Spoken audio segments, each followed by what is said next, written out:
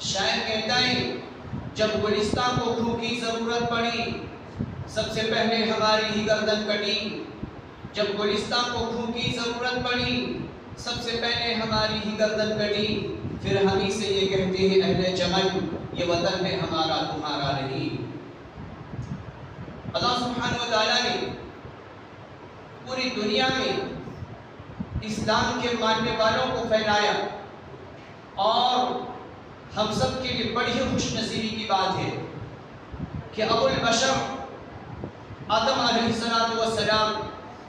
سیلون کی دھرتی پر اللہ رب العالمین نے آپ کو مبعوث فرمایا. جو آج سری لنکا کا خطہ شمار کیا جاتا ہے پہلے یہ سب ہندوستان ہی میں ہوا کرتا تھا. اب آگے چلیں اللہ رب العالمین دیکھیں کیا کہہ رہا ہے. وَأَطِيعُوا اللَّهَ سورہ انفال میں رب کہہ رہا ہے وَأَطِيعُوا اللَّهَ اللہ کی اطاعت کرو وَرَسُولُهُ اور اس کے رسول کی اطاعت کرو وَلَا تَنَازَعُوا فَتَفْشَلُوا وَتَذْهَبَ رِيحُكُمْ اور آپس میں جھگڑے اختیار نہ کرو.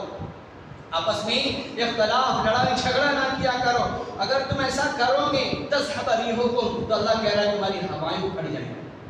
تمہاری ہوائیں اکھڑ جائیں گی. وَاصْبِرُوا اور صبر کرو ان اللہ مع الصابرین اور اللہ رب العالمین صبر کرنے والوں کے ساتھ. آج الگ الگ نوبندیوں میں بڑھے ہوئے الگ الگ مساجد بنا لیے گئے الگ الگ ادارے قائم کر لیے گئے لیکن ہونا تو یہ چاہیے تھا کہ ہم قرآن پر اکٹھا ہوتے. ہونا تو یہ چاہیے تھا کہ ہم حدیث نبویہ پر اکٹھا ہوتے اور رب کے پیغام کو نبی مکرم کے فرمان کو ہم پوری انسانیت کو سناتے. تو یقیناً رب کا پیغام جب انسانیت تک پہنچتی اور جب الگ الگ مذاہب کے لوگ جب رب کے پیغام سے واقفیت حاصل کرتے تو یقیناً رب کا کلام یہ وہ کلام ہے جس نے پتھر دل رکھنے والی انسانیت کو موم بنا دیا اور جو آنکھیں کبھی آنسو نہ بہائی ہوں رب کا کلام سن کر آنکھوں نے زاروں قطار آنسو بہائے. مولانا سامعین کرام حاضرین اسلامی بھائیوں تمام تعریفات و توصیفات حمد و ثنا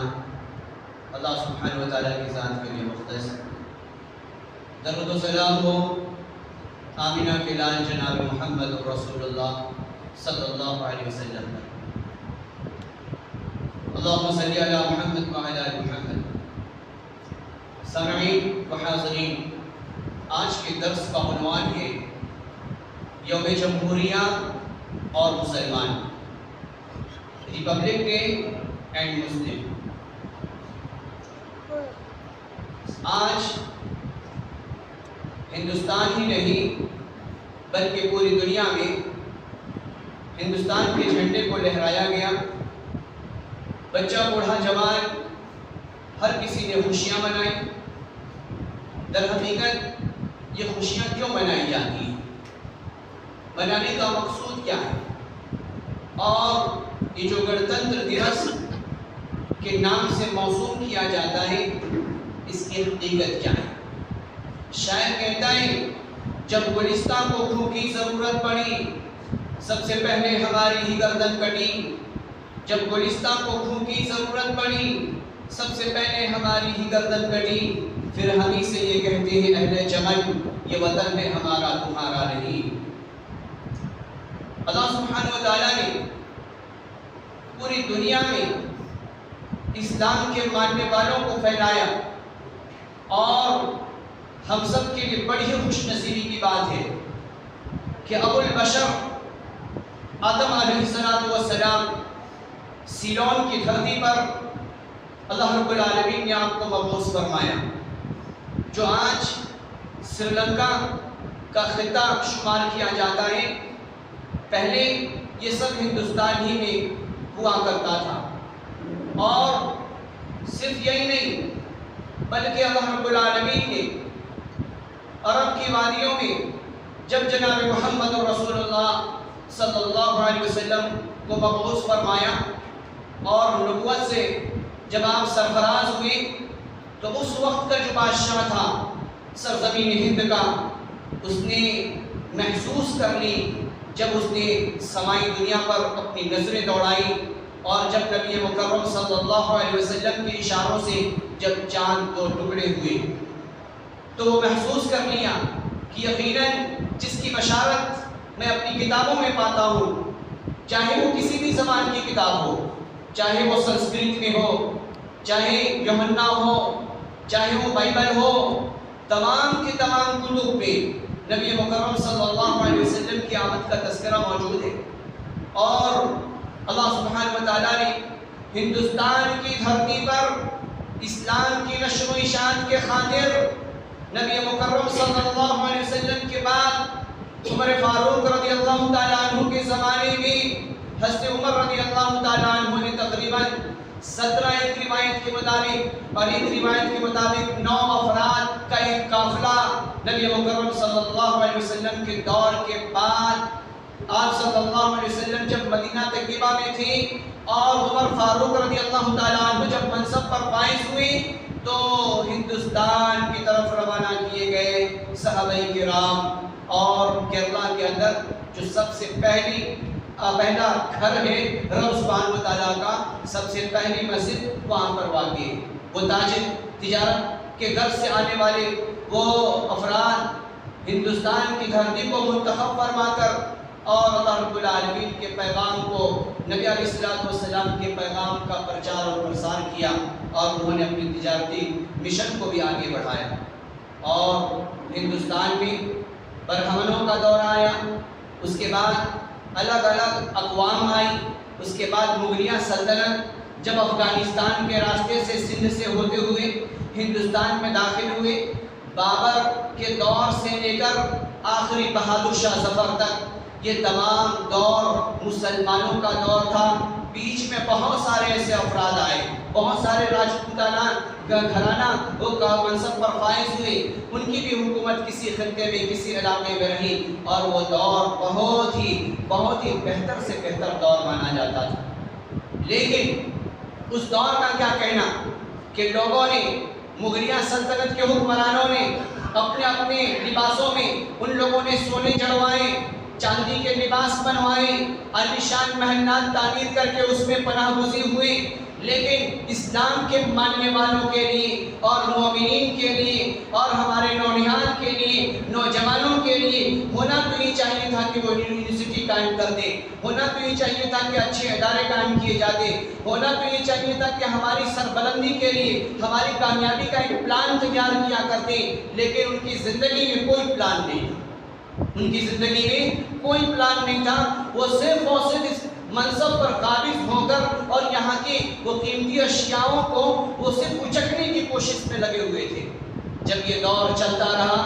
اور ان لوگوں نے عالیشان محلات تعمیر کر دیے، لال قلعہ کی شکل میں، قطب مینار کی شکل میں، تاج محل کی شکل میں، ان عمارتوں سے کیا حاصل؟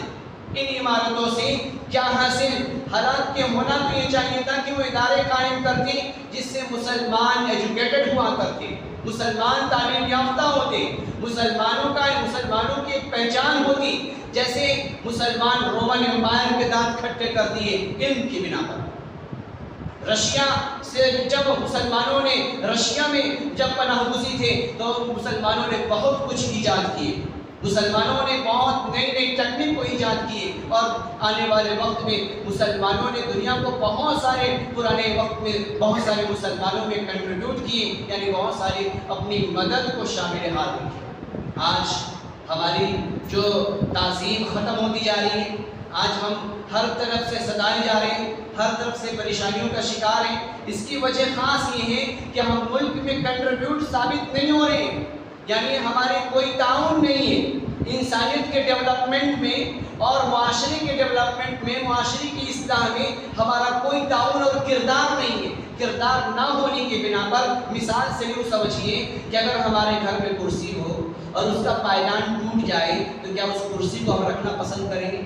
نہیں، اسے ہم باہر کریں گے۔ کیونکہ اس پر ہم بیٹھ نہیں سکتے، اس پر ہم راحت محسوس نہیں کر سکتے، لہٰذا جو چیز ہمارے ہیلپ کے لیے تیار نہ ہو، ایسی چیزوں کے پیچھے کیوں کر خرچ کی جائے۔ یہی مثال آج ہندوستان میں رہنے والے مسلمانوں کا ہے کہ وہ بالکل بیار و مددگار سمجھے جا رہے ہیں، حالانکہ جب دنیا کا ہم جائزہ لیتے ہیں تو ایشیائی ممالک میں 1 ارب صرف ایشیا کے اندر 1 ارب مسلمان بستے ہیں، 400 ملین افریقی ممالک میں مسلمان بستے ہیں، 44 ملین یورپ ممالک کے اندر مسلمان بستے ہیں، 6 ملین امریکہ کے اندر مسلمان بستے ہیں۔ یہ مسلمانوں کا ایک چھاٹے مارتا ہوا سمندر پوری دنیا میں بسے اور وہ پیار و مددگار ہو، اس کی وجہ خاص بھی اللہ رب العالمین نے بیان فرما دی۔ اللہ رب العالمین کہہ رہے ہیں سورہ البقرہ آیت نمبر 85 میں افتؤمنون ببعض الکتاب وتکفرون ببعض، کہ اے لوگوں تم اللہ رب العالمین کے فرمان کی بعض حصے کو تسلیم کرتے ہو اور بعض فرمان کو ٹھکرا دیتے ہو، یعنی رب کے قرآن کے بعض پارٹس پہ ہم بعض احکامات کو تو ہم مانتے ہیں، ایکسپٹ کرتے ہیں، اور بعض کو ہم ٹھکرا دیتے ہیں۔ اللہ رب العالمین کہہ رہے ہیں آگے تعلیم کا فَمَا جَزَاءُ مَن يَفْعَلُ ذَلِكَ مِنكُمْ إِلَّا خِزْيٌ فِي الْحَيَاةِ الدُّنْيَا، اور اگر تم ایسا کرو گے تو دنیاوی زندگی میں رسوائی تم سے چمٹ جائے گی، رسوائی تم سے چمٹ جائے گی۔ اب وجہ کیا ہوا؟ مسلمانوں کے سلسلے میں نفرتی کیوں اتپن ہوئی؟ اس کی وجہ خاص یہ ہے کہ ہم نے قرآن کو اپنی کتاب سمجھ رکھا، قرآن کو ہم نے ذاتی کتاب سمجھ رکھا اور اسے ہم نے مدرسے میں قید کر دیا، اسے ہم نے مسجدوں میں قید کر دیا۔ قرآن کی تعلیم تو ہونا یہ چاہیے تھا کہ ایک مسجد میں تعلیم ہو تو ایک مندر میں تعلیم ہو، ایک مسجد میں تعلیم مدرسے میں تعلیم ہو تو ایک گردوارے میں تعلیم ہو، تاکہ انہیں پتہ چلے کہ لارڈ گاڈ رب اللہ پرمیشور ہم سے کیا کہہ رہا ہے۔ جس نے اس کتاب کو نازل کیا ہے، Quran not only for Muslim but all human beings, Quran صرف مسلمانوں کی کتاب نہیں بلکہ قرآن پوری انسانیت کی کتاب، پوری انسانیت کی کتاب۔ اگر یہ انسانیت کا پیغام، یہ رب کا یہ پیغام جب پوری انسانیت کو بتلایا جاتا تو کیا یہ نفرتیں اتپن ہوتی جو آج نفرت بھری نظروں سے ہمیں دیکھ رہے ہیں؟ جب رب کا پیغام ان تک پہنچتا تو یقیناً ان کے دل کے اندر انسیت پیدا ہوتی۔ اب آگے چلیں اللہ رب العالمین دیکھیں کیا کہہ رہے ہیں، وَأَطِيعُوا اللَّهَ، سورہ انفال میں رب کہہ رہا ہے وَأَطِيعُوا اللَّهَ، اللہ کی اطاعت کرو، وَرَسُولُهُ، اور اس کے رسول کی اطاعت کرو، وَلَا تَنَازَعُوا فَتَفْشَلُوا وَتَذْهَبَ رِيحُكُمْ، اور آپس میں جھگڑے اختیار نہ کرو، آپس میں اختلاف لڑائی جھگڑا نہ کیا کرو۔ اگر تم ایسا کرو گے تذهب ريحكم، تو اللہ کہہ رہا ہے تمہاری ہوائیں اکھڑ جائیں گی، تمہاری ہوائیں اکھڑ جائیں گی۔ وَاصْبِرُوا، اور صبر کرو، إِنَّ اللَّهَ مَعَ الصَّابِرِينَ، اور اللہ رب العالمین صبر کرنے والوں کے ساتھ۔ آج الگ الگ بندیوں میں بٹے ہوئے، الگ الگ مساجد بنا لیے گئے، الگ الگ ادارے قائم کر لیے گئے، لیکن ہونا تو یہ چاہیے تھا کہ ہم قرآن پر اکٹھا ہوتے، ہونا تو یہ چاہیے تھا کہ ہم حدیث نبویہ پر اکٹھا ہوتے اور رب کے پیغام کو، نبی مکرم کے فرمان کو ہم پوری انسانیت کو سناتے، تو یقیناً رب کا پیغام جب انسانیت تک پہنچتی اور جب الگ الگ مذاہب کے لوگ جب رب کے پیغام سے واقفیت حاصل کرتے تو یقیناً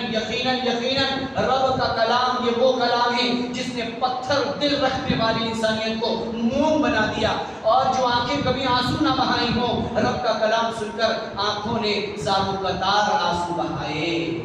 اور جو جانوروں کے رکھوالے تھے، اونٹوں کے چرواہے تھے، بکریوں کے ریوڑ کے رکھوالے تھے، اللہ رب العالمین نے جب قرآن کو نازل کیا اور صفہ پر بیٹھ کر نبی مکرم سے ان لوگوں نے تعلیم حاصل کی تو اللہ رب العالمین نے ان کے قلوب کو نرم بنا دیا اور وہ انسانیت کے لیے فائدہ مند ثابت ہوئے، انسانیت کے لیے فائدہ مند ثابت ہوئے۔ وہی قافلہ ہندوستان کی دھرتی پر آیا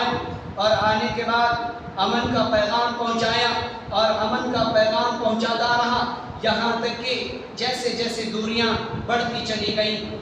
جیسی جیسی دوریاں بڑھتی چلی گئیں تو ہندوستان کے پاکیزہ دھرتی پر انگلینڈ سے ایسٹ انڈیا کمپنی ہندوستان میں آتی ہے 1612 عیسوی میں، اور 1600 میں ہی اس نے پوری انگلینڈ کے اندر، اس نے انگلش ممالک کے اندر پوری پلاننگ کر لی، اور پلاننگ کرنے کے بعد وہ کمپنی لندن کے اندر قائم ہوئی، اور قائم ہونے کے بعد اس نے یہ پلان کر لیا کہ کیسے ہندوستان کی دھرتی پر قابض ہوا جائے،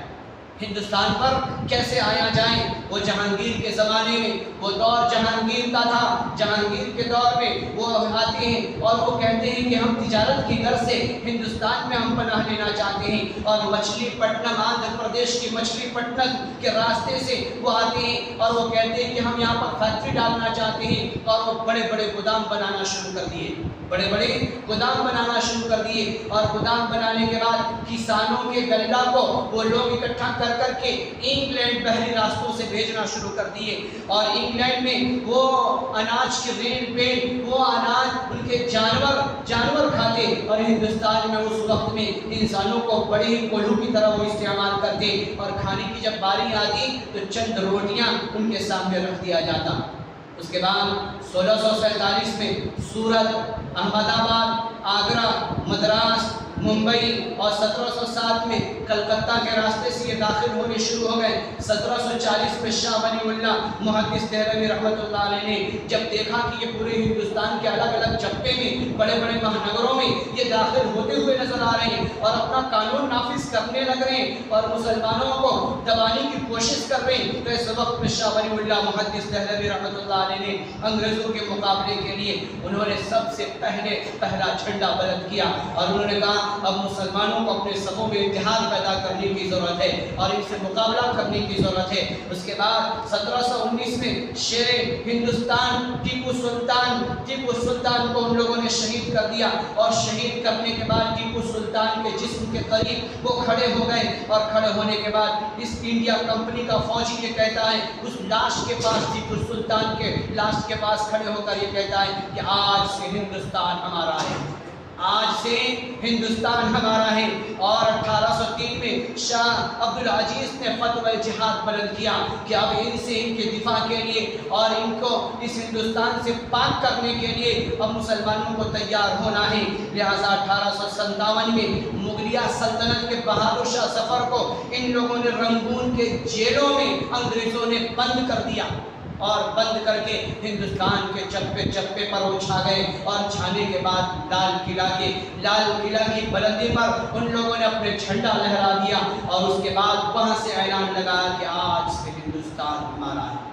آج سے ہندوستان ہمارا ہے۔ لیکن مسلمانوں نے صرف یہی نہیں بلکہ مسلمانوں نے ان عالم بغاوت اور ریشمی رومال کی تحریک چلائی، اور تحریک چلانے کے بعد ہمارے اکابر اور تمام علماء سلف نے دلی کی جامع مسجد سے لے کر پشاور کی دھرتی تک کوئی ایسا درخت نہیں تھا جہاں پر ہمارے علماء کو جانوروں کے کھال میں ان کے جسموں کو ٹھوس کر اور درختوں کے تنوں میں ان ظالموں نے لٹکایا نہ ہو، اور لٹکانے کے بعد اور لٹکایا کرتے اور دیکھ کر بڑا ہی خوش ہوا کرتے، یہاں تک کہ جلیانوالے باغ پر جب پٹھانوں کا ہجوم موجود تھا، پٹھانوں نے اپنے سینے کو سپر کر دیا، انگریزوں کے سامنے رکھ دیا۔ جنرل ڈائر جب حکم نافذ کرتا ہے کہ جب مسلمانوں پر اٹیک کیا جائے، چلایا جائے، گولیاں چلائی جائیں، ایک بھی مسلمان اپنے پشت کو نہ دکھایا بلکہ اپنے سینے پر وار برداشت کرنے کے لیے وہ تیار رہا۔ آج بھی جلیانوالے باغ کو جب جائیں تو جانے کے بعد دیکھیں گے تو اس کے میوزیم میں آج بھی وہ تصاویر موجود ہیں۔ مسلمانوں نے اس ہندوستان کی دھرتی کو آزاد کرنے کے لیے بڑی بڑی قربانیاں دی، اور انہیں قربانیوں کا نتیجہ یہ ہے کہ آج ہم ہندوستان میں بائی چانس نہیں بلکہ ہم بائی چوائس ہیں، بلکہ ہمیں تو موقع فراہم کیا گیا تھا کہ ہم چاہتے تو ہم ہندوستان کی دھرتی کو خیر بات کہہ کے ہمارے باپ دادا وہ دوسرے پڑوسی ملک کو چلے جاتے، اس لیے کہ ان کے پاس آپشن تھا۔ لیکن ہمارے باپ داداؤں نے مولانا ابوالکلام آزاد نے جب دلی کی جامع مسجد کی سیڑھیوں پر کھڑے ہو کر انہوں نے اعلان لگایا کہ اے لوگو اپنے باپ داداؤں کی قربانیوں کو فراموش نہ کرو، اور ہندوستان کی پاکیزہ دھرتی کو چھوڑ کر تم پڑوسی ملک کا سفر نہ کرو، یہ پاکیزہ دھرتی ہے۔ اس وقت ہمارے باپ داداؤں نے لبیک کہہ کر اس دھرتی کو منتخب فرمایا اور اپنے جانوں کا نذرانہ پیش کیا، اور آخرکار وہ دن بھی آیا، آخرکار وہ دن بھی آیا کہ 1947 میں ہندوستان آزاد ہوا. مولانا ابوالکلام آزاد تھے، گاندھی تھے، اور بھی بڑے افراد، چنندہ افراد موجود تھے. جب ہندوستان کو آزادی ملی اور جب انگریزوں کا صفایا ہوا، جب انگریز بھاگ پڑے اور اپنے تمام عیش و عشرت کی چیزوں کو چھوڑے بیٹھے، اور جو دلی کے لال قلعہ کے اندر جو ڈائمنڈ تھے، ان لوگوں نے ڈائمنڈ تک کو نکال لیا اور نکال کر وہ اپنے ملک لے کر گئے. اور صرف دا شارڈ آف ٹیپو سلطان کے ان لوگوں نے تلوار کو لے جا کر انگلینڈ کے میوزیم میں اس نے رکھا، اور اس کے بعد وہ وہاں سے دوسرے ملکوں میں منتقل کرتے رہے، تیسرے ملکوں میں منتقل کرتے رہے، اور میوزیم میں اس تلوار کو پھرا کر بہت بڑے مہنگی ڈالروں میں اس کی بولی لگائی گئی، ڈالروں میں اس کی بولی لگائی. آخرکار جب مسلمانوں کو فتح حاصل ہوئی، جب تمام کے تمام مذاہب کے لوگوں نے مل کر ہندوستان کو آزاد کرایا، اور آزاد کرانے کے بعد ایک پلاننگ ہوئی. پلاننگ میں ہمارے علماء بھی موجود تھے، پلاننگ میں بڑے بڑے علمی شخصیت بھی موجود تھی. پلاننگ میں مولانا ابوالکلام آزاد بھی تھے، ڈاکٹر امبیڈکر بھی تھے، اور تمام لوگوں نے سر جوڑ کر بیٹھا اور بیٹھ کر یہ مشورہ کیا